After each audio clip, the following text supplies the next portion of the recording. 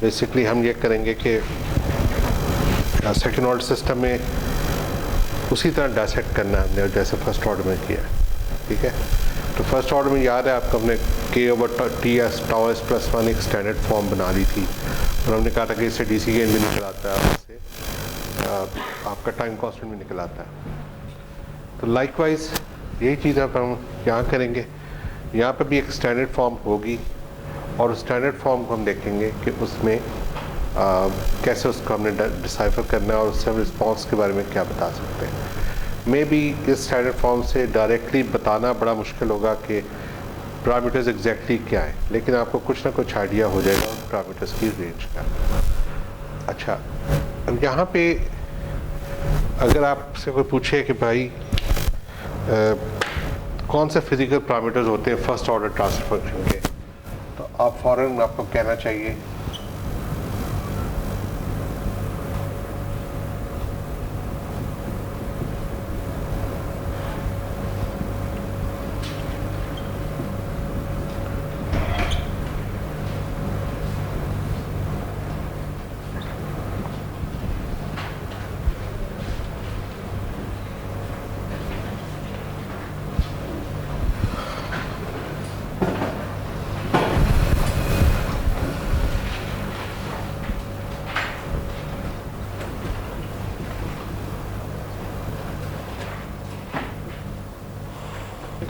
तो अगर एक फर्स्ट ऑर्डर ट्रांसफर फंक्शन को मैं इस फॉर्म में लिख लेता हूँ तो आई कैन टेल के क्या इसमें फर्दर इसका क्या होना चाहिए, इसके पैरामीटर्स कौन से होने चाहिए। मैं पता है कि एक डीसी गेन होना चाहिए और वहीं देखूँगा चेयर्स और हैं तो हाँ। अच्छा, डीसी गेन तुम क्यों नहीं दे रहा, मैं तो बैठा नहीं है। अच्छा, के जो है वो डीसी गेन है और टॉ जो है टाइम कांस्टेंट है। अच्छा, इसी कॉन्सेप्ट को अगर हम रिवर्स में लेके जाए तो हम ये कहेंगे कि वेल अगर मेरे पास एक राइजिंग एक्सपोनेंशियल है तो मैं यहाँ से बता सकता हूँ, अगर मुझे कोई बताता है कि यूनिट स्टेप रिस्पॉन्स है तो ये के है और ये अगर तो ये क्या होगा, ये टाउ होगा अगर ये 0.63 के, ठीक है। तो दैट मीन्स के दैट वुड मीन कि हम कह सकते हैं कि हमारे पास सारी पैरामीटराइजेशन आ गई सेकेंड ऑर्डर सिस्टम की, फर्स्ट ऑर्डर सिस्टम की, सॉरी, ठीक है। ये गोल था हमारा पिछले लेक्चर का। तब आपको अगर एग्ज़ाम में या रियल लाइफ में कहीं आपको ये सा का प्लॉट मिलता है और आपको ट्रांसफर फंक्शन निकालना पड़ता है तो you should be able to do that, ठीक है। और वाइस वर्सा, अगर आपको ट्रांसफर फंक्शन दिया हो तो आप एक ही पेन की स्ट्रोक से आप उसका ट्रांसफर फंक्शन निकाल सकते हैं। There should not be any big science in it. आज हमारा फिर जो सेकेंड ऑर्डर ट्रांसफर फंक्शन है हम उसके बारे में भी हम यही ग्रास्प लेना चाहेंगे कि उसके कौन से पैरामीटर्स हैं और उनसे क्या मुराद है, ठीक है। तो this is something we are going to do today. अच्छा, अब अगर आपको याद हो लास्ट टाइम हमने एक ट्रांसफर फंक्शंस की डेरिवेशंस की थी। ट्रांसफर फंक्शन की डेरिवेशन क्या की थी, हमने कहा था कि कुछ तरह की बात की थी कि अगर मेरे पास पोल्स सेकेंड ऑर्डर सिस्टम है, अगर मेरे पास, ठीक है,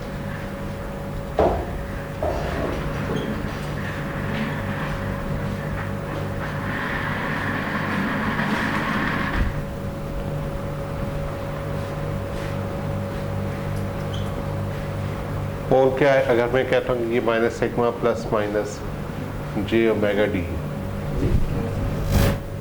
ठीक है। अच्छा, ठीक है।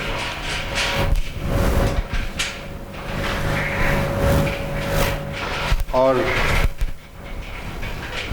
हमने कहा था कि इसका अगर ये दो पोल्स होंगे ज़ाहिर सेकेंड ऑर्डर सिस्टम के, हम ये लिख सकते हैं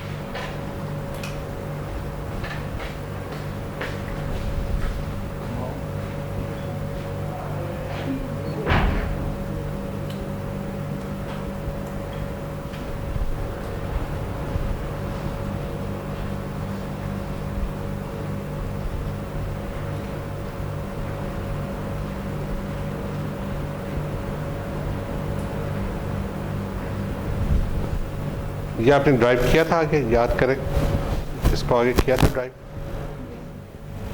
इसको फिर हमने ड्राइव किया था आगे, तो हमारे पास कोई ऐसी चीज़ आई थी। लेट्स मैं इसको यहाँ के भी लिख लेता हूँ।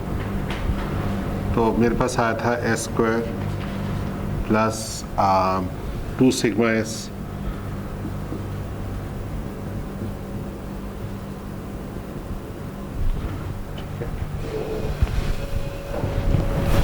यहाँ पे फिर हमने अपने पैरामीटर्स डिफाइन किए थे। यहाँ पे हमने कहा था कि let natural frequency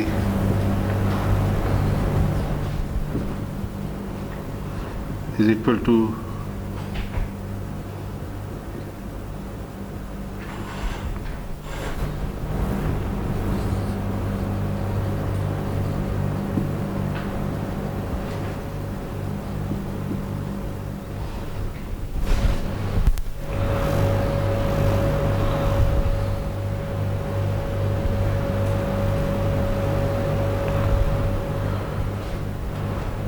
last time ने कोसाइन लिया था, इसको साइन ही ले लें। तो साइन ऑफ क्या था ये, sine of theta that is equal to sigma over omega n, इसको हमने जीटा कहा। तो अगर ये जीटा है तो मेरे पास जीटा जो था वो सिग्मा ओवर ओमेगा एन आ गया, और यहाँ से sigma comes out to be zeta omega n and that's it. ठीक, इसका मतलब जो रियल पार्ट है, पोल का रियल पार्ट जो है वो जीटा टाइम्स ओमेगा एन, ठीक है, और जो सिग्मा पोल का जो मैग्नीट्यूड है बेसिकली वो नेचुरल फ्रीक्वेंसी है। और मैंने आपको एक वो डायग्राम भी बना के दिखाई थी, इसमें मैंने कहा था कि अगर ये सिग्मा है, ये ओमेगा डी है,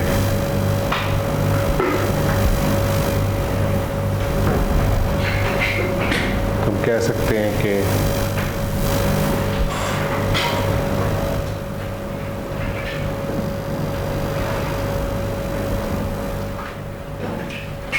यहाँ पे थीटा ले गया, ठीक है।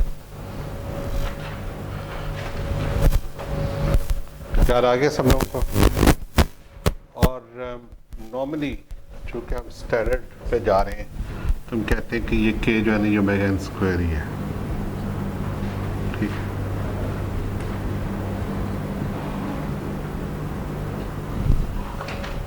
तो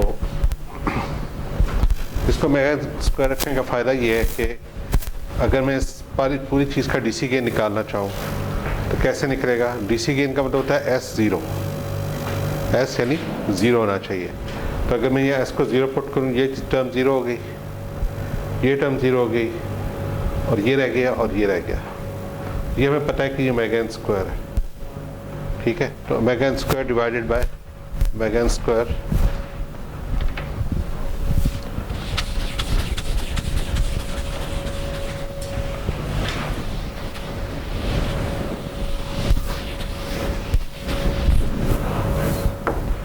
तो जी ऑफ ज़ीरो क्या होगा, omega n square over zero square plus 2 sigma, या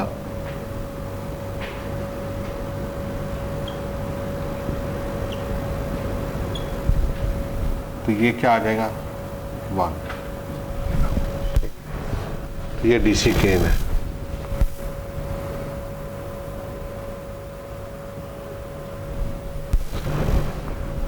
हाँ जी, यस, कोई क्वेश्चन इसमें, कोई चीज़ पूछने वाली है, नोट कर लें फिर पूछ लें।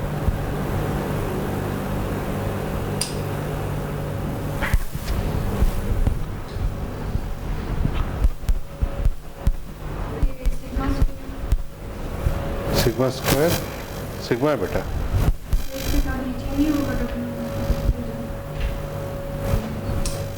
नहीं लिखा मैंने, सर 2 होगा, क्योंकि ये चीज़ जो है ना ये सिग्मा के बराबर है। ठीक है,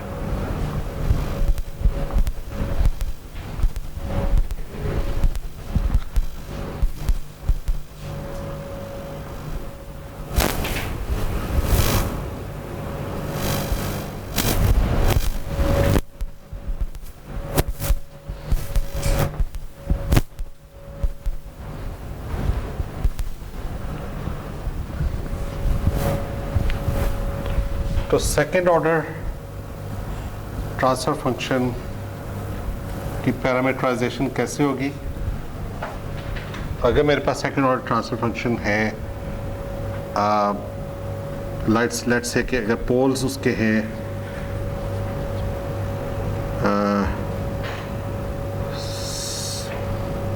सिग्मा प्लस माइनस जे ओमेगा डी, ठीक है, तो मैं इसको लिख सकता हूँ एज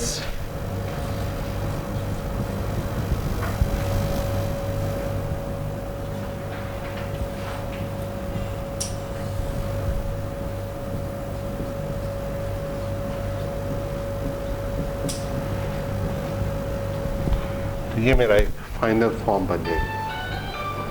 ठीक है, वेयर ओमेगा इन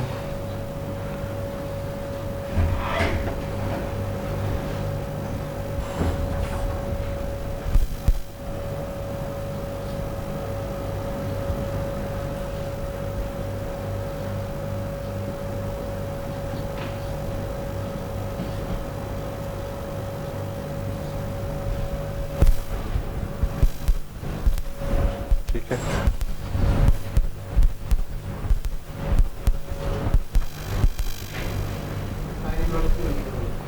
हाँ बेटा ये है ना कि मेरे पास जीटा जो है वो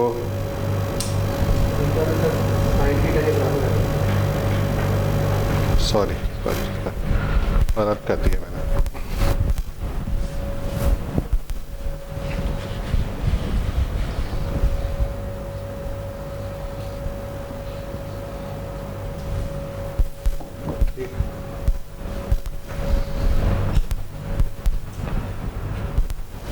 तो अब आप लोगों ने फेमिलियर हो गए, अब आप लोगों को इससे कोई पैनिक नहीं होना चाहिए कि जीटा और मेगा इन क्या चीज़ है। अगर मैंने ट्रांसफर फंक्शन के पोल्स सिग्मा और मेगा डी बनाए हैं तो मैं उनकी टर्म में बात कर लूँ या मैं उनसे बेहतर मैं जीटा और मेगा इन की टर्म में बात करूँ। फर्स्ट ऑर्डर में भी हमने टाइम कॉन्स्टेंट पे आ गए थे ना, हमने पोल को तो बहुत ज़्यादा नहीं देखा क्योंकि टाइम कॉन्स्टेंट इज समथिंग जो हम रियल लाइफ में बता सकते हैं ये चीज़ कितनी जल्दी ऊपर जा रही है, कितनी जल्दी डिके हो रही है। लाइकवाइज यहाँ पे हम इनसे भी कोई फिजिकल अंडरस्टैंडिंग लेंगे। ठीक है, वहाँ पे हमने टाउ से अंडरस्टैंडिंग ली थी फिजिकल और डीसी गेन से देखा था कि इस सेकंड इसने किस पॉइंट पे जाके होना है, तो यहाँ पे भी हम इनसे ये चीज़ें इनका फ़ायदा लेंगे। ठीक है, अब आगे का लेक्चर बेसिकली इसी के बारे में।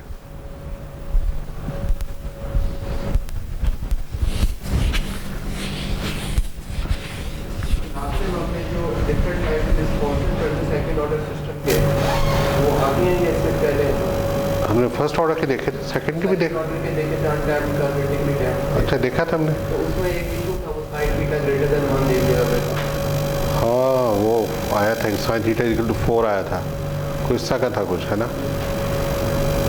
नहीं उसको मैंने तो एक्सप्लोर नहीं किया, फहीमा तो पूछ रहे थे। ठीक है,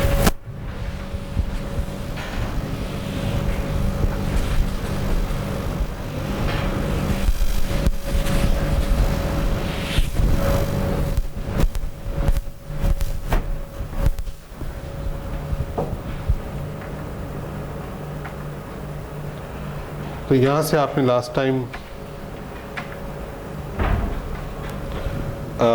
सॉरी क्या नाम आपका?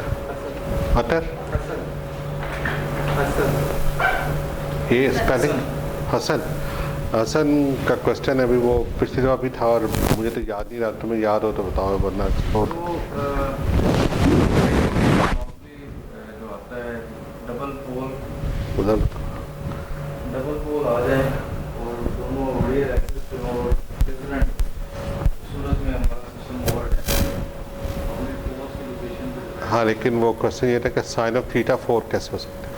सर हम नॉर्मली बेसिकली इस चीज़ में तो हम देखते हैं जब वो क्वाड्रेटिक इक्वेशन सॉल्व करते हैं, क्वाड्रेटिक इक्वेशन सॉल्व करते हुए जो अंडर रूट में जो वैल्यूज आ जाती हैं उससे हम थोड़ा उसको डिस्क्रिमिनेंट होता था सर 20 के -4ac को हम डिटेक्ट करते हैं कि वो ग्रेटर देन 0 है या वो तो रियल पोल के रियल होने का चेक है। Equal to sir 0। मेरा ये ख्याल है कि नॉर्मली अगर आप बात करते हैं लीजिए कि अगर उसको साइन के मानों में किया जाए तो वो हम एक सिंगल पोल के लिए देख रहे होते हैं। वो जो थीटा आ रहा होता है sine of theta is equal to theta, वो एक सिंगल पोल के लिए होता है या एक कम्प्लेक्स कॉन्जुगेट के केस में होता है। लेकिन जब वो डिफरेंट पोल आ जाते हैं या मल्टीपल पोल आ जाते हैं तो उस केस में वो कंडीशन पूरी रहती है। अच्छा, ये ख्याल ज़रा कोई इसका रेफरेंस ढूंढ लेना, सर हुआ तो यही है। सबका फ़ायदा हो जाएगा। हाँ जी सर। ठीक है, अच्छा ये बैक करिए।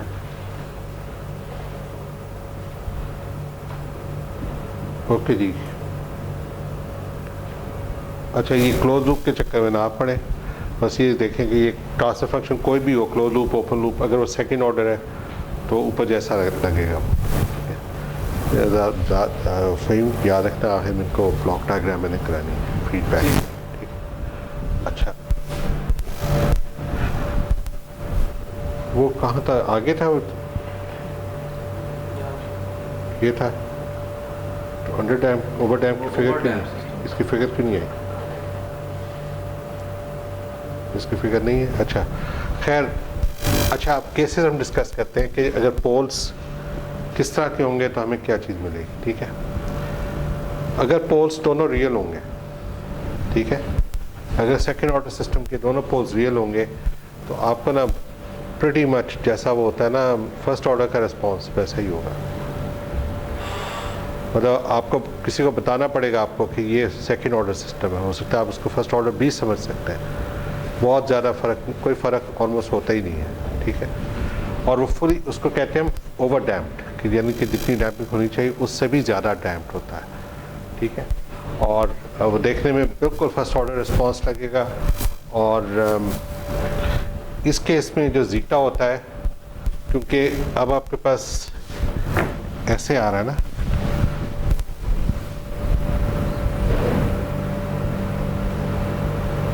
तो जीटा कैसे निकालेंगे हम, आपका जो एंगल है वो क्या बन रहा है वर्टिकल के साथ 90 बन रहा है ना, तो 90 साइन ऑफ 90 क्या होता है,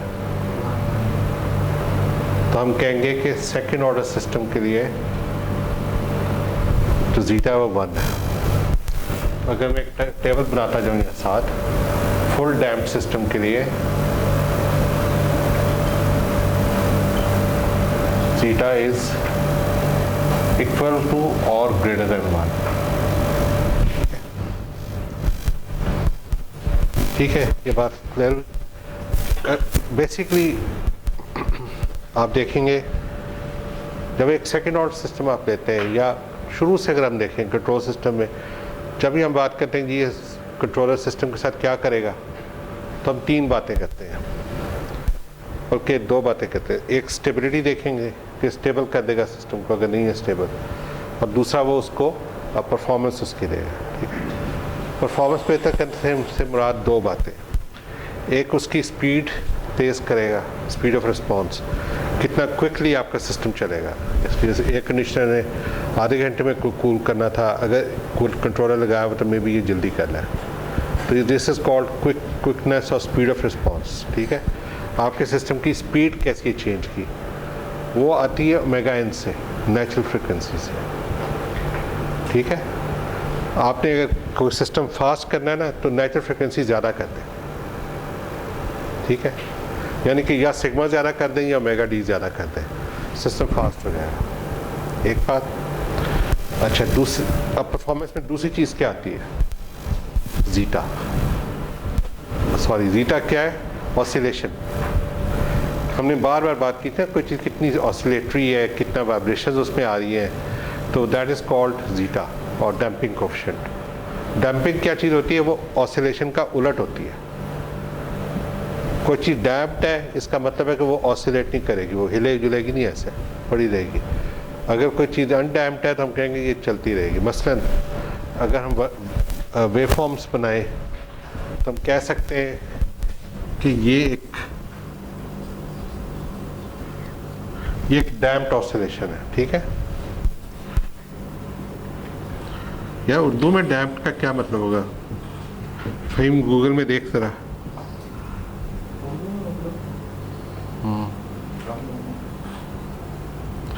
ये देखें इसमें एम्पलीट्यूड वही रह रहा है, बदल नहीं रहा, तो दिस इज कॉल्ड अनडैम्प्ड।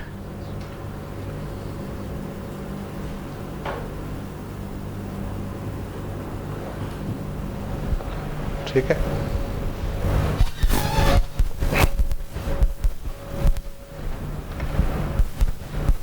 ठीक है, तो ये जो डैम्पिंग और अनडैम्पिंग आपको ट्रांसफर फंक्शन में तो नंबर लिखे होते हैं, उसमें ग्राफ तो नहीं बना होता। क्या करना? कम करना होगा। डैम का मतलब कम करना, तो मज़ा नहीं है। हाँ, कोई और मतलब देख यार। हाँ, अच्छा, तो ये जो चीज़ है, ये ग्राफ तो हमें नज़र नहीं आएगा, ठीक है। ट्रांसफर फंक्शन लिखा हुआ है, उसमें तो नंबर्स है, नंबर्स में से आपने जीटा ढूंढना है। जीटा क्या है? जीटा अगर 1 से बड़ा है या 1 है तो आप कहेंगे ये तो बिल्कुल फुली डैम्प्ड, इसमें कोई ऑसिलेशन नहीं है, ठीक है। फॉर एग्जांपल अगर मैंने एक एयरक्राफ्ट का कंट्रोलर डिज़ाइन किया है और उसका ट्रांसफर फंक्शन देखा है, उसमें अगर वो डैम्पिंग ज़्यादा है तो पैसेंजर्स को झटके लगेंगे, सॉरी डैम्पिंग कम है तो पैसेंजर्स को झटके लगेंगे। अगर डैम्पिंग 1 से कम है, अगर 1 है तो हम कहेंगे हाँ ठीक है, फिर कोई मसला नहीं है, क्योंकि पैसेंजर्स का कम से कम झटके नहीं लगेंगे, ठीक है। तो बेसिकली जीटा जो है ये हमें बताता है कि सिस्टम कितने झटके देगा, कितने ऑसिलेशंस देगा, ठीक है। अच्छा, तो ये तो हो गया ओवर डैम्प्ड और फुली डैम्प्ड। ये हो गया अंडर डैम्प्ड। अंडर डैम्प्ड में जीटा कैसे निकलेगा? अगर मेरे पास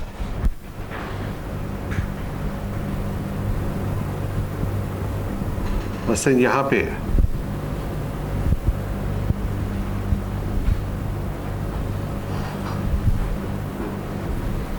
तो ये थीटा है, तो सिंपली साइन ऑफ थीटा होगा या जीटा ओवर मेगा एन होगा। तो अब अगर आपके पास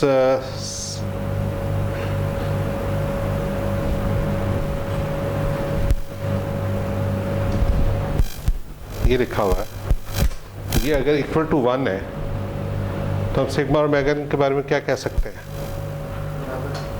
दे आर सेम, ठीक है। और ये कब बराबर हो सकते हैं? दोनों पोल्स इक्वल होने चाहिए। नहीं, मैंने उलट तो नहीं कर दिया।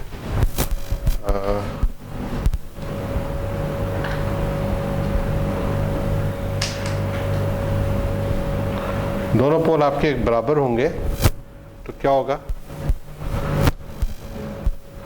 तो बेसिकली फिर हम कह सकते हैं कि हमारे पास जीटा जो है वो 0.77 होगा। क्यों? क्योंकि यहाँ पे भी और यहाँ पे दोनों अगर सेम होंगे तो वो 45 डिग्री का एंगल बनेगा, ठीक है। देखें ना, इस ट्राइंगल में, और ये मेरे पास ट्राइंगल है, मैं कहता हूँ ये 45 है, तो ये भी 45 होगा, या इधर से समझ लें।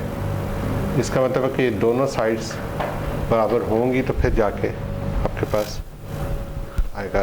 अगर जीटा और ओमेगा एन बराबर हो जाए तो उसका मतलब ये नहीं है कि वो एक्सिस पे आ गया है। अदरवाइज तो एक्सेस पे क्या बात है? सर वैसे तो हाइपोटेन्यूज कभी भी किसी साइड के बराबर नहीं हो सकता, वो हमेशा बड़ा ही होगा। तो फिर ये कैसे होगा?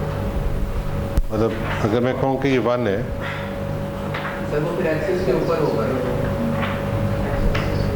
एक्सेस किस एक्सेस पे? इस पे। एक्स एक्सिस के ऊपर होगा फिर। हाँ, फिर 1 तब होगा। बराबर होगा। सॉरी मैं गलत कह रहा हूँ। ठीक है, अगर ये मैं कहता हूँ इसको कि ये साइन ऑफ 45 है, ठीक है, तो ये क्या होगा?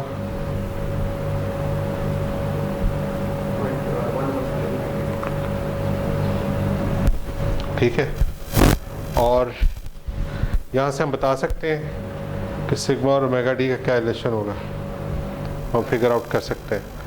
ठीक है, लेकिन 0.77 पे क्या होगा कि आपका सिग्मा और ओमेगा एन, सिग्मा और ये वाली चीज़ ओमेगा डी है, तो और ये ओमेगा एन है। सिग्मा और ओमेगा डी आपके एग्जैक्टली 1 होंगे, बराबर होंगे। ठीक है, तो sigma is equal to omega d. ठीक है, तो sigma square plus omega d square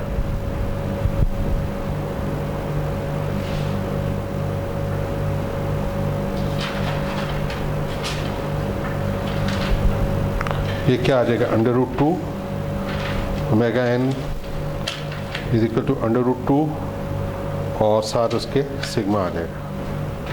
ठीक है, तो ये वही चीज़ आ जाएगी ऊपर आ रही 0.77, क्योंकि 1/√2 0.77 ऊपर।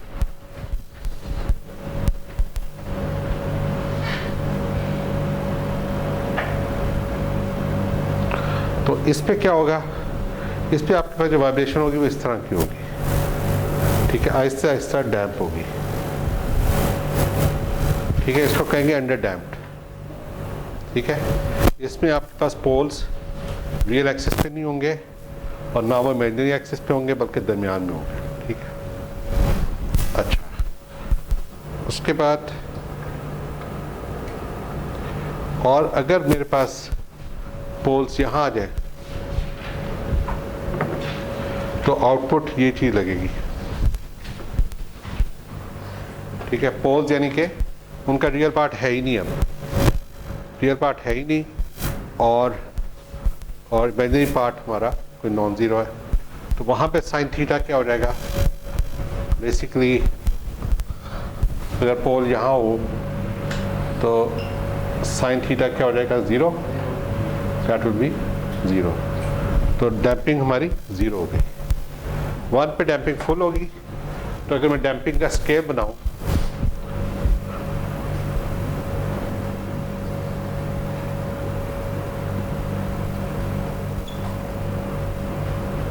ये 0 है, ये 1 है, फुल डैम्प, फुल और नो डैम्पिंग।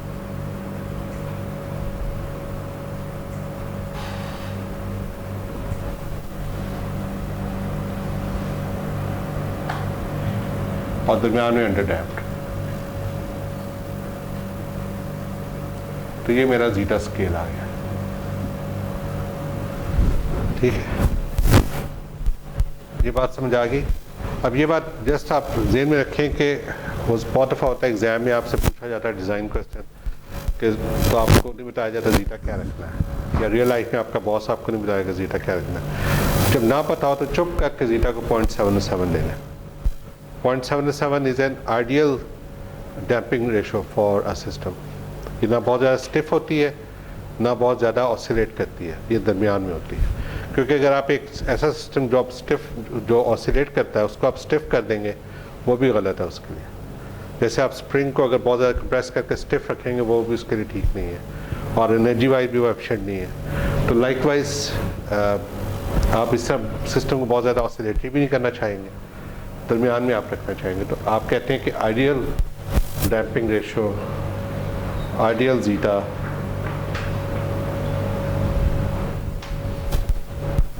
ठीक है।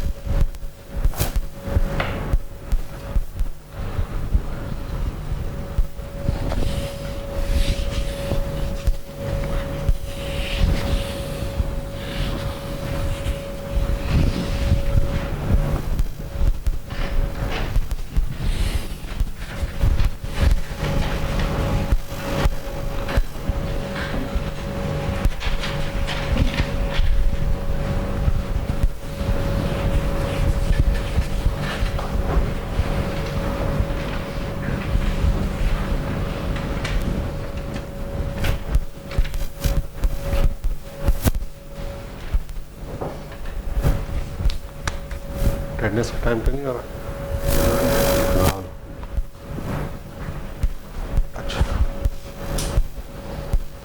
अच्छा, तो आइडियल तो हो गया जीटा 0.77, ओमेगा एन क्या होगा? ओमेगा एन कोई आइडियल नहीं होगा, लेकिन ओमेगा एन के एक सिस्टम में काम कर रहा है, तो अगर हम साइंटिस्ट हों तो हम कहेंगे भाई वो फास्टेस्ट पॉसिबल करे ना, ठीक है। मसलन एक बाल्टी है पानी की, और एक इंपीरियल कॉलेज में प्रोफेसर ने बड़ी अच्छी एग्जांपल दी थी, एक बाल्टी है पानी की, आप उसको उबालना चाह रहे हैं, तो कोई आपसे पूछे कितनी देर में उबालें, आप तो कहेंगे भाई 1 सेकंड में उबाल दो। तो वो प्रोफेसर के ये अल्फाज थे कि अगर एक पावर प्लांट की बिजली उसके लिए अवेलेबल है तो फिर ठीक है, आप 1 सेकंड में उबाल लें, लेकिन अगर आपने अपने रिसोर्सेज में रहना है तो फिर वो स्पीड आपको देखनी है कि आप अफोर्डेबल क्या है आपके लिए, ठीक है। तो ओमेगा एन आता है अफोर्डेबल से, कि कितना आप अफोर्ड कर सकते हैं, और उसके लिए कोई फिक्स फार्मूला नहीं होता, वो थोड़ा सा हिट एंड ट्रायल होता है, या कुछ उसकी स्पेसिफिकेशन होती हैं कि आपको रिक्वायरमेंट क्या है, आप सिस्टम को कितना फास्ट देखना चाह रहे हैं, वो हम आगे अभी थोड़ी देर में पढ़ेंगे, ठीक है। अच्छा,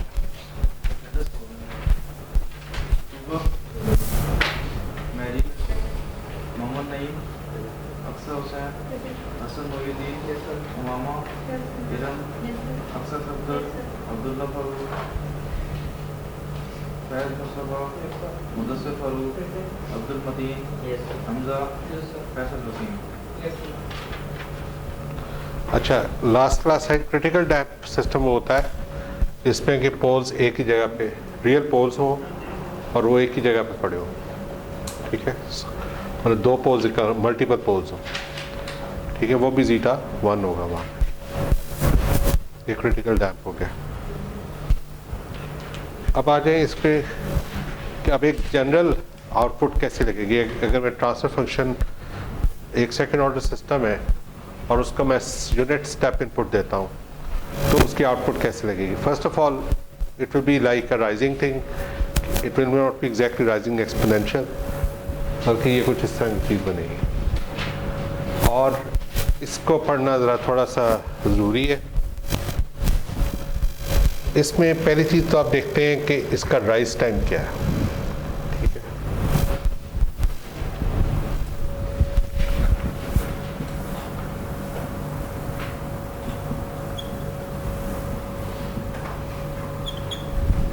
राइज टाइम क्या होता है? राइज टाइम होता है जी, कहाँ लिखा हुआ ये चीज़, हाँ, राइज टाइम आप रफली कहते हैं, हाँ ये तो, लेकिन यहाँ फुल लिखा हुआ है। राइज टाइम आप कहते हैं कि वो टाइम जिस पे सिस्टम 90% पे पहुँच जाता है या 98% पहुँच जाता है, ठीक है। दोनों वैल्यूज़ ले लेते हैं लिटरेचर में, लेकिन आमतौर पर ज़्यादा जो है वो 90% चलती है, ठीक है। और ये जाहिर है कि ये एक अंडर डैम्प्ड सिस्टम है जिसमें थोड़ी सी ऑसिलेशन है, और जो ऑसिलेशन जो है ना ख़त्म हो रही है, ठीक है। तो राइज टाइम हो गया, ठीक है, कितनी देर में सिस्टम अपने 90% पीक वैल्यू, इसको मैं कहता हूँ कि ये मेरी फाइनल वैल्यू है, तो फाइनल वैल्यू की 90% पे ये कब पहुँचेगा, ठीक है। पीक वैल्यू क्या है या फाइनल वैल्यू? नहीं, राइज टाइम तो पीक के हिसाब से नहीं होता ना, मतलब फाइनल वैल्यू के हिसाब से होता है, ठीक। अच्छा, इसी तरह आपने देखा कि सिस्टम अपने पीक पे जाता है और फिर वापस आता है, तो जिस टाइम पे वो पीक पे जाएगा उसको हम पीक टाइम कहेंगे, ठीक है। पीक टाइम हो गया।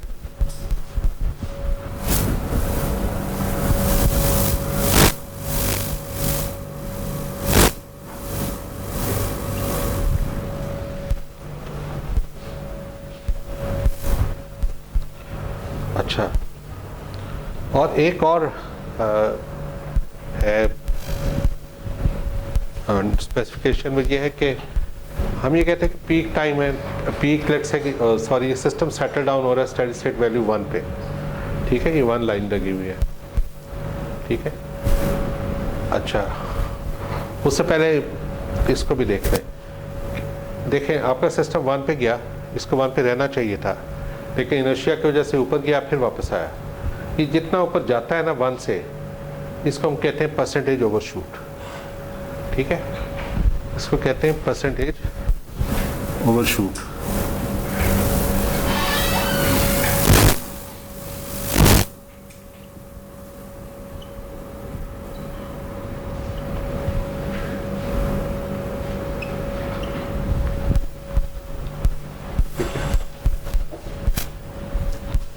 और आखिर में जो चौथा पैरामीटर है वो है कि अब देखें कि ये जो ऑसिलेशन है इसका amplitude Aahista Aahista die down होके 1 पे जाके सेटल हो रहा है। ठीक है, अगर मैं इसको और पीछे लेके जाऊं तो देख सकता हूं कि ये, अच्छा ये है क्या, ये बेल्ट है क्या? ये वो बेल्ट है कि जहाँ पे हम कहते हैं कि सिस्टम अपने फाइनल वैल्यू जो कि 1 थी उसके 5% ऊपर है या 5% नीचे है, इस दो वैल्यूज़ के दरमियान में है। ठीक है, मतलब मैं कह रहा हूँ कि मेरे सिस्टम की आउटपुट या तो 1.05 से कम होनी चाहिए या 0.95 से ज़्यादा होनी चाहिए। जब सिस्टम अपनी वैल्यू को उनके दरमियान मेंटेन कर रहा है 0.95 और 1.05 के दरमियान, तो मैं कहता हूँ, और बाहर नहीं आता हूँ उस बेल्ट से, तो मैं कहता हूँ सिस्टम मेरा सेटल डाउन हो गया है। ठीक है, ये मेरा सिस्टम सेटल डाउन हो गया। और सेटल डाउन इस बेल्ट में जब वो एक दफ़ा आखिरी दफ़ा अंदर आ जाएगा तो हम कहेंगे वो सेटल डाउन हुआ, और उस टाइम को कहेंगे हम सेटलिंग टाइम।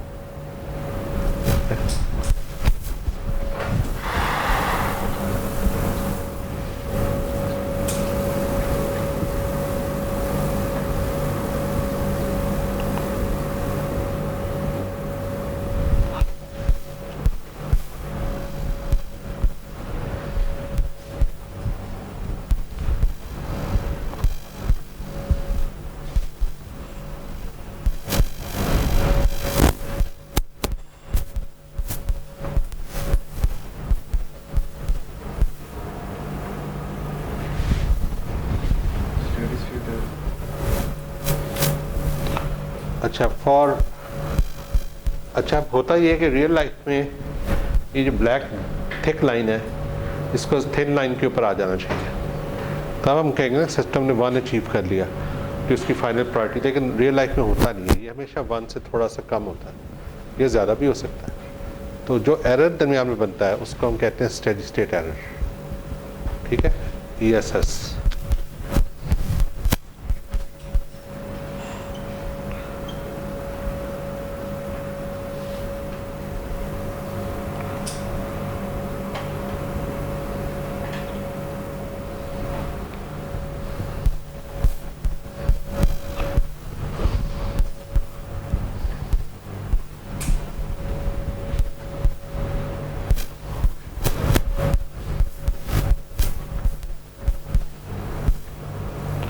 अच्छा, ये हमारे कोर्स से इतना रेलेवेंट नहीं है, लेकिन लिख लें कि सिस्टम ना अक्सर ये होता है कि थोड़ा सा टाइम लेता है स्टार्ट होने में। वो जो स्टार्ट लेने में टाइम लेता है उसको हम डिले टाइम कहते हैं। ठीक है, ये इसको छोड़ भी देगा। ठीक है,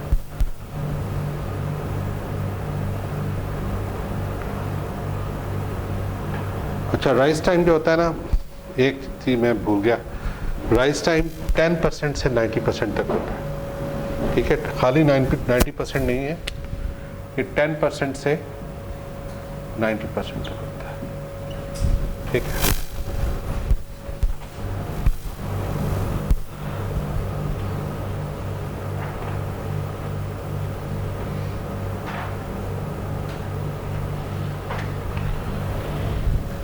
अच्छा अब परसेंटेज ओवरशूट का फॉर्मूला क्या है?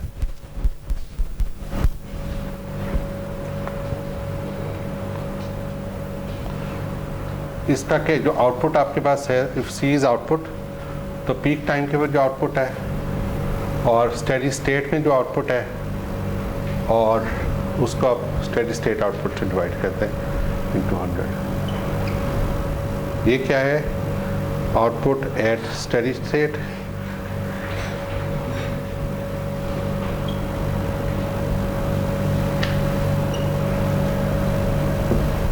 और पीक आउटपुट।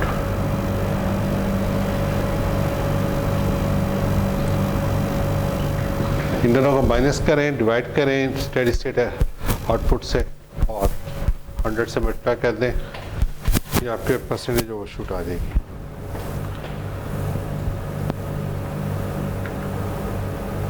ये क्या कर रहा हूँ?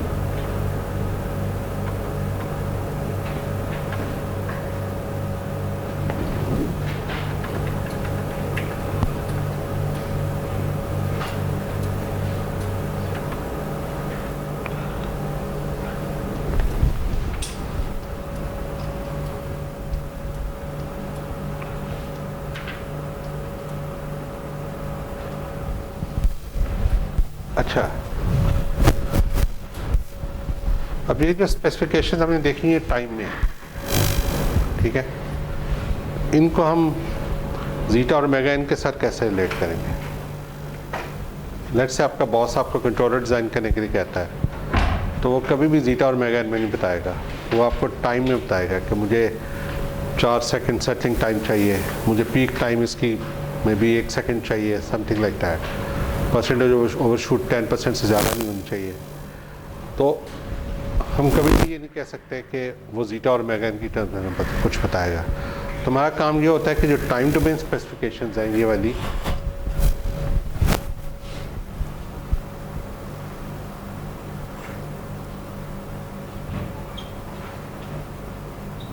तो हम कोशिश ये करेंगे कि टाइम डोमेन से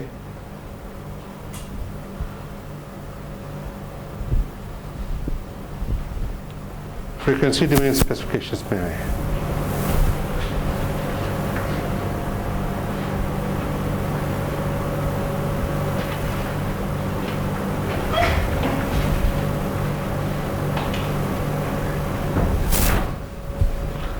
ठीक है, और उसके बाद अगर हम पोल में आ जाते हैं,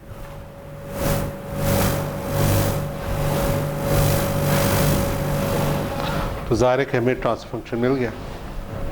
कंट्रोलर का ट्रांसफर फंक्शन पोल्स में तो होता है। तो अगर मैं डिज़ाइन कर रहा हूँ तो मैं इस तरह चलूँगा, और अगर मैं एनालिसिस कर रहा हूँ तो मैं इस तरह इसको लेकर चलूँगा। ठीक है, तो अब हम फ्रीक्वेंसी डोमेन में आ रहे हैं। टाइम डोमेन के बाद के वहाँ पे उन चीज़ों का यहाँ क्या मतलब बनता है, लिख लें।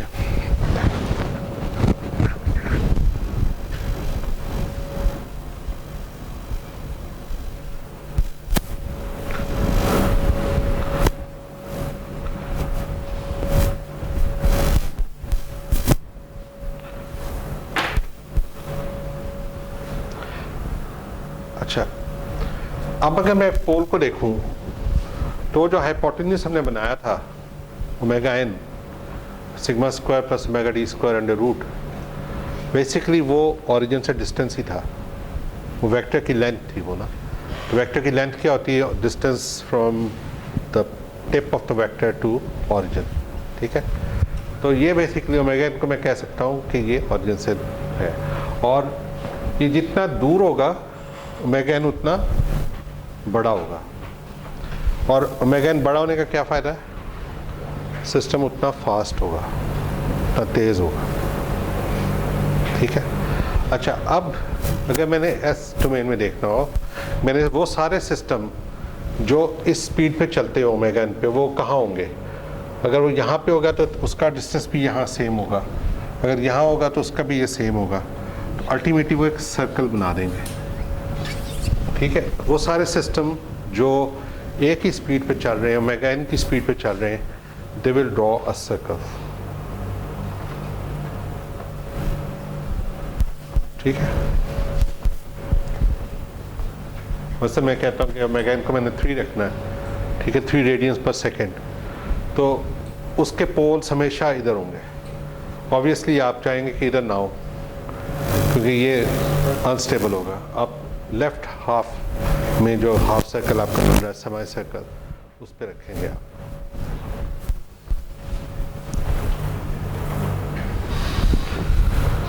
ओके,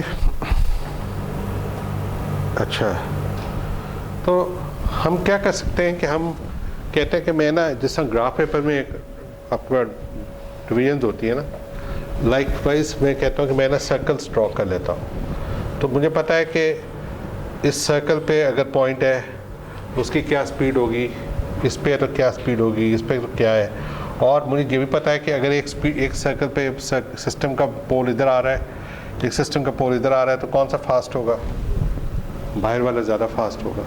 तो this is a good way to make a grid for analysing the speed of a system. ठीक है, अब दूसरी तरफ आ जाए। अनफॉर्चुनेटली ये कोसाइन थीटा है, लेकिन साइन थीटा पे भी वही लॉजिक अप्लाई होती है।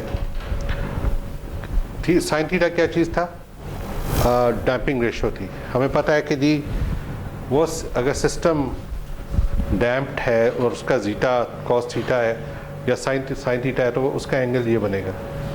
ठीक है, अब यहाँ पे इस सिस्टम में कौन कौन से पॉइंट्स हैं जिनका यही एंगल, जिनकी यही डैम्पिंग होगी।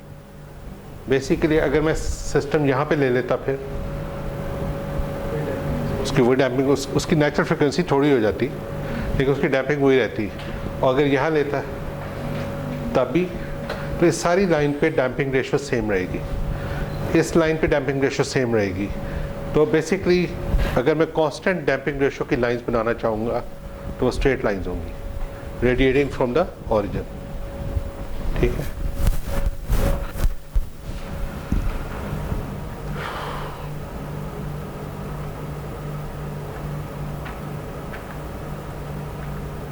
क्या हो गया, ये कर लिया था ना।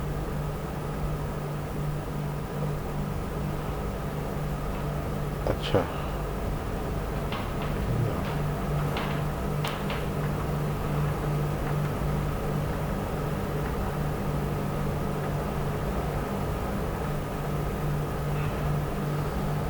ये तो हमने कर लिया हुआ है। अच्छा, तो फॉर एग्जांपल मैं कहता हूँ कि पोल मेरा 45 डिग्री बना रहा है इमेजिनरी एक्सिस के साथ, तो उसका जो जीटा होगा वो साइन थीटा होगा। ठीक है, और इस पे जितनी लाइंस होंगी सबका सेम होगा। और इसी तरह अगर मैं लाइंस ड्रॉ कर लूँ तो हर लाइन सिमिलर डैम्पिंग रेशो को शो करेगी। ये बात हमने कर ली। तो अब ये वाली ग्रिड आपको समझ आनी चाहिए। अगर आप मैटलैब में प्लॉट करें, काम करें, तो आपको ये ग्रिड नज़र आएगी वहाँ। ये किस पीजेड मैप में भी आ जाती है आई थिंक। हाँ, तो पीजेड मैप एक कमांड है पोल्स की, अगर आप वो यूज़ करें विद ग्रिड तो ये प्लॉट आपके सामने आएगा। अब आपको ये प्लॉट समझ आना चाहिए क्या है।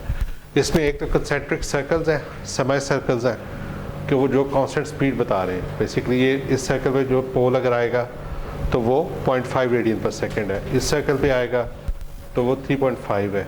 ठीक है, लाइकवाइज मुझे पता है कि ये जो लिखा हुआ, ये नंबर्स जो लिखे हुए, ये डैम्पिंग रेशोज़ हैं। अगर 1 पे यहाँ पे है तो 1 है, इसका मतलब है फुली डैम्प्ड है, कोई ऑसिलेशन नहीं है। और यहाँ पे बहुत ज़्यादा ऑसिलेशंस आएंगी 0.22 के ऊपर। ठीक है, तो ये बातें इसलिए फ़ायदेमंद है कि let's say you are designing a controller and you want certain poles. ठीक है, तो आप क्या करेंगे, फॉर एग्जांपल आपको टाइम डोमेन स्पेसिफिकेशन दी हुई है, आपने ये निकाल ली जीटा और मेगा एन, और उनको यहाँ मैप कर लिया कि वो कहाँ आ रही है, वहाँ पे आपके पोल होंगे। जब आपको पोल मिल गए तो ट्रांसफर फंक्शन बनाना तो मुश्किल नहीं है, ट्रांसफर फंक्शन बन जाएगा तो उसका कंट्रोलर बनना भी कोई मुश्किल नहीं है। ठीक है, इसमें सर इन पे क्लिक भी करें ना वो सारे जो हाँ, वो सारा वो रेडियल मैं भी इसका एक डेमो आज देते हैं, देख लो तो अपने मैटलैब से। ठीक है, तो अगर हमने कोई भी पोल है पीजेड मैप से, अगर हमने उसके ट्रांसफर फंक्शन वगैरह निकाल, डैम्पिंग और फ्रीक्वेंसी निकालनी है तो वो सारा हमें यहाँ से मिल सकता है। इसके लिए आप मैटलैब की कमांड डैम्प भी यूज़ कर सकते हैं। डैम्प के अंदर अगर आप पोल्स देते हैं तो वो उसकी डैम्पिंग रेशो और नेचुरल फ्रिक्वेंसी दोनों बता देता है, DAMP। अगर आप डैम्प कमांड यूज़ करें मैटलैब में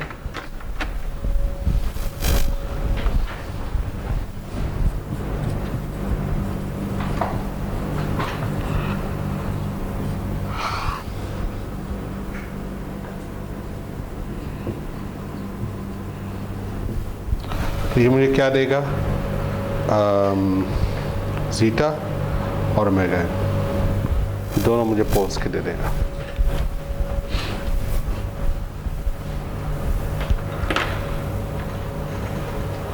तो अगर मैं कहता हूँ कि जी मेरा एक नेचुरल फ्रीक्वेंसी सिस्टम की 2 रेडियन पर सेकेंड और डैम्पिंग रेशियो 0.5 है, तो क्लोज लूप पोल्स कैसे निकालेंगे हम?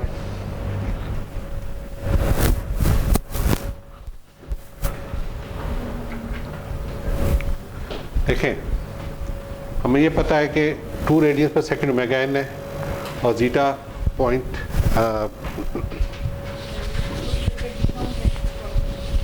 हाँ, डिनोमिनेटर से भी कह सकते हैं, डायरेक्टली बिल्कुल कह सकते हैं।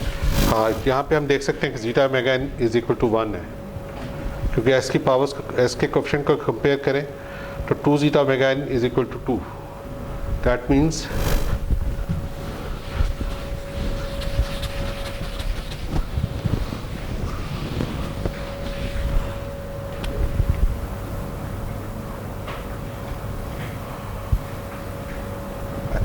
और लेकिन हमें पता है कि डैम्पिंग रेशियो 0.5 है, ठीक है।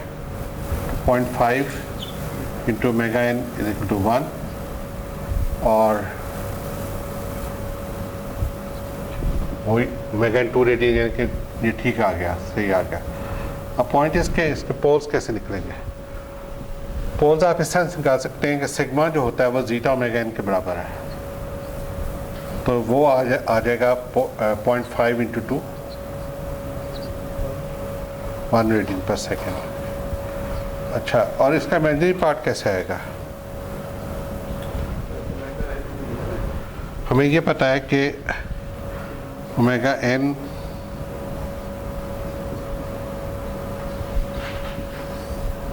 या मैं ये कह सकता हूँ कि ओमेगा एन स्क्वायर, ठीक है। यहाँ से मेरे पास आ जाएगा कि omega d square is equal to omega n square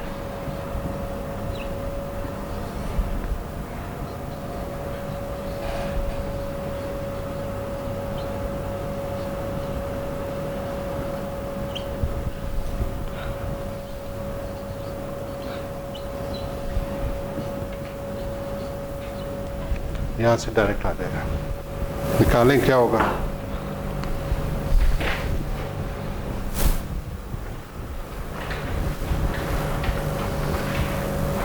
-4 आए तो -3 अंडर रूट आ जाएगा, तो 2 अंडर रूट 3 इंटू जे।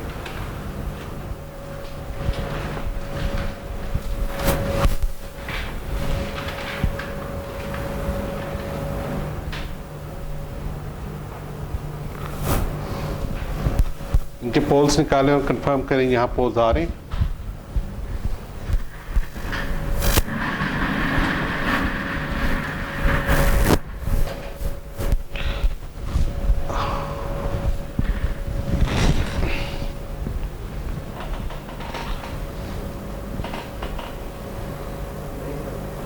जी नहीं आ रहे? क्या आ रहे हैं? सिग्मा तो आपका ±1 आएगा, ठीक है। ओमेगा एन क्या आएगा? √3 मल्टीप्लाइड बाई 2।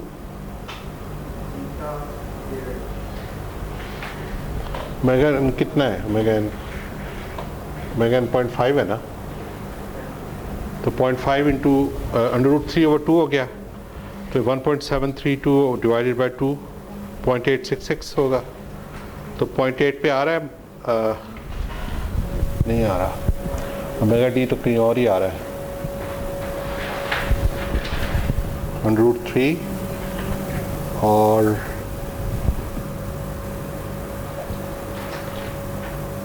अच्छा ओमेगा एन 2 है, 2 इंटू √3 है, तो 1.737।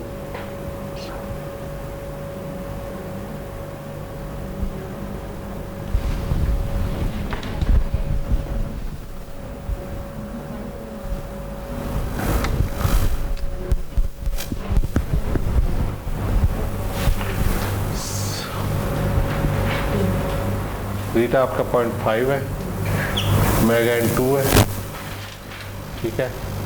सिग्मा तो 1 आ गया और ओमेगा डी के लिए आपको 2 मल्टीप्लाइड बाय 1 माइनस 0.5 स्क्वायर, तो ये आ जाएगा 2 इंटू 1 माइनस 0.75, ठीक है। तो ये आ जाएगा 2 इंटू अंडर रूट 0.25, तो 2 इंटू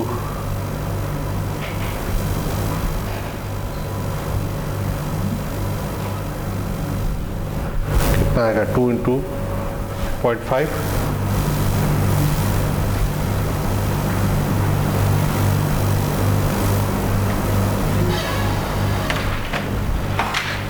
ये भी 1 ही आएगा।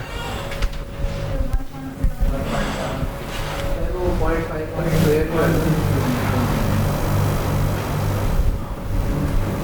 ये आप देखें कितना है। हाँ जी, ये रूट 3 के बराबर है।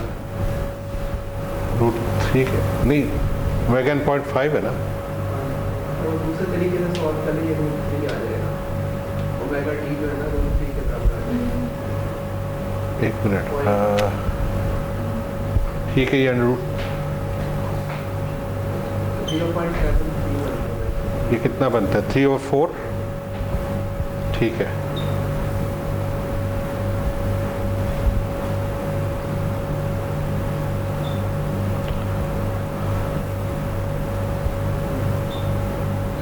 ठीक है, तो 1.7 तकरीबन इधर आ गया ये, और इसका मैदी पार्ट 1.7 यहाँ पे भी 1.7 होना चाहिए इसको, और इसका सिग्मा -1 आ गया, ठीक है। निकल आया पोज, क्या हुआ?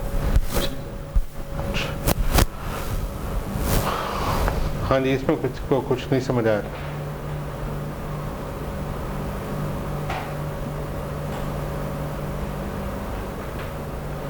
अच्छा, अगर हम ये खैर एक्सरसाइजेस कर सकते हैं बाद में, तो ये हमारे पास जनरल समरी आ गई सिग्मा ओमेगन की।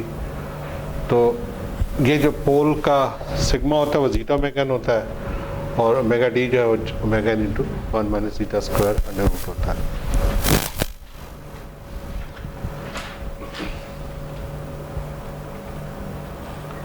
अच्छा, इसके बाद अब हम इसके टाइम प्लेन पे जाएंगे, और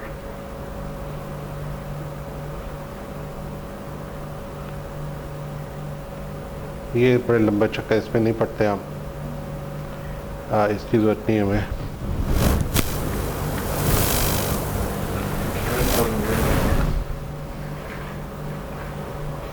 इसकी डेरिवेशन है, इसमें ना पढ़े।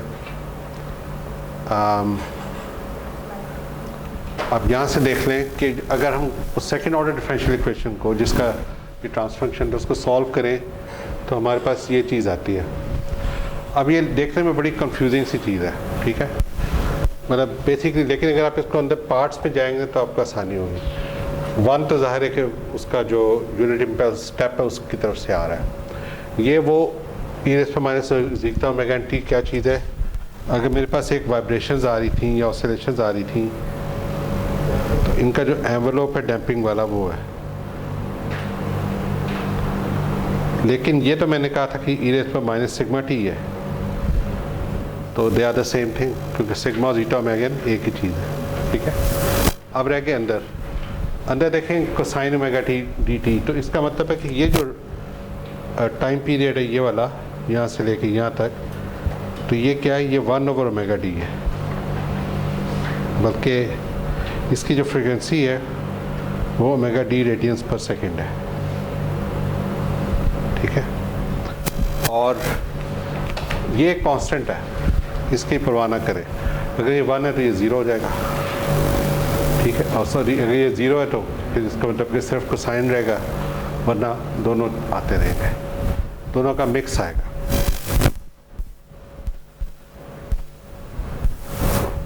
तो अगर मैं जीटा को 0 ले लूँ, यानी कि टोटली अनडैम्प्ड फंक्शन होगा, तो ओमेगा डी और ओमेगा एन बराबर हो गए, यानी कि बैटरी नंबर, और मेरे पास 1 minus cosine omega N T आ जाएगा, ठीक है। तो इसका मतलब है कि basically minus cosine omega N T होगा और 1 से वो पर लेफ्ट आ जाएगा। ये मुस्तकिल वाइब्रेशंस आएंगी। और अगर ज़ीटा 0.1 हो और ओमेगा n 3 हो तो मैं इस फॉर्मूला पुट करूँगा तो मुझे ये चीज़ मिलेगी। और अगर ज़ीटा 0.5 हो यानी कि अब थोड़ा अंडर डैम्प्ड है तो मुझे थोड़ी सी पीक मिली है और स्पीड जो भी वही रही थी, तो यहाँ पे आप देख सकते हैं कि अब ऑसिलेशन जल्दी डाई डाउन हो रही है, सेटलिंग टाइम बेहतर हो गया। ठीक है। और अगर अब जैसे मैंने कहा था कि ज़ीटा 1 हो तो बिल्कुल एक फर्स्ट ऑर्डर रिस्पॉन्स की तरह होता है, तो यहाँ पे भी देख सकते हैं ये ऑलमोस्ट फर्स्ट ऑर्डर की तरह की चीज़ आ रही है, कोई पीक नहीं है, कुछ नहीं है, straight, it's like over damped. तो बेसिकली ये हमारे पास ओवरऑल ब्लॉक डायग्राम आ रही है कि ये अगर पूरी ऑसिलेशन तब आएगी जब ज़ीटा 0 है। ठीक है, ये ज़ीटा समझ लें, इसको ज़ीटा है। और अगर ज़ीटा 0.9 है तो हमारे पास बहुत गैलो वाली चीज़ आएगी, बड़े अच्छे तरीके से सेटल डाउन हो रही है। और अगर दरमियान में कहीं 0.6 है तो 0.6 ब्लैक मजेंटा है तो थोड़ी सी पीक आएगी और उसके बाद सेटल हो जाएगी। ठीक है, तो बेसिकली जो अगर मैं natural speed, natural frequency omega n को कांस्टेंट रखता हूँ तो ज़ीटा इस तरह से इफेक्ट देगा। ठीक है, ज़ीटा टोटली शेप को चेंज कर देगा।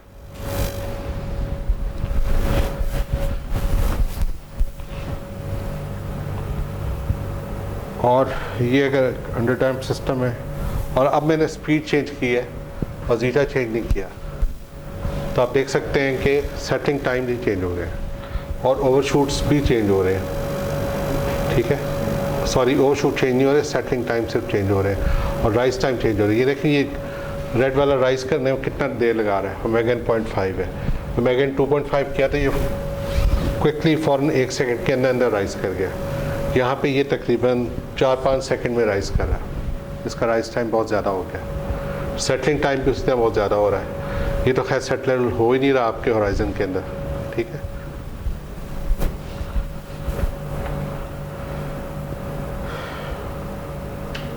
ये टाइम डोमेन स्पेसिफिकेशंस हैं। ब्रेक कर लें, लेकिन फिर आप नमाज भी पढ़ के आइएगा। ठीक है, 4:45 हो ही जाएगी नमाज, फतवा ले लें इनसे, फ़हीम से। ठीक है, ठीक है, 5 o'clock वापस आ जाए ताकि आधा घंटा तो हमें मिले।